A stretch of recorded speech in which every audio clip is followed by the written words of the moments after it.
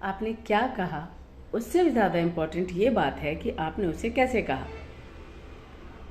कई बार कोई सच्ची सीधी सही बात भी चुप जाती है क्योंकि उसे बुरी तरह से कहा गया। लहजा बहुत मायने रखता है। आपका अपनी वॉइस टोन पर कंट्रोल होना बहुत ज़रूरी है। घरों में होने वाली छोटी छोटी कलह से लेकर जो बहुत बड़े बड़े हादसे भी हो जाते हैं, कई बार उनके पीछे सिर्फ वॉइस टोन होती है।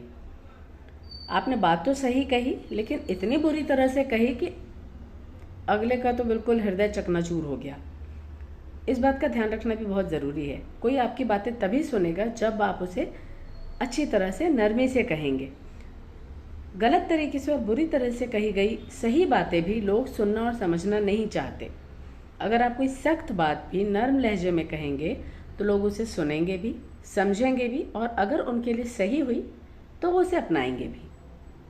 लेकिन आपने बहुत अकड़ कर, बहुत बुरी तरह से दूसरे को नीचा दिखाते हुए बहुत सारे अपशब्दों के साथ अगर कोई बात कही तो ना वो उसे सुनेंगे, ना उसे समझेंगे, वो उसे सिरे से ही खारिज कर देंगे।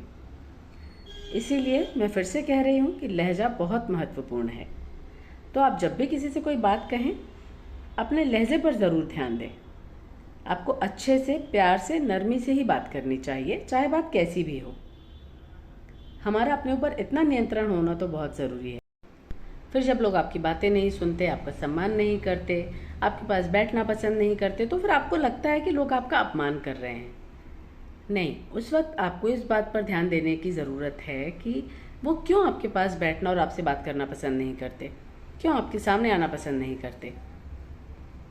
गालिब तमाम उम्र यही भूल करता रहा, धूल चेहरे पे थी और आईना साफ करता रहा।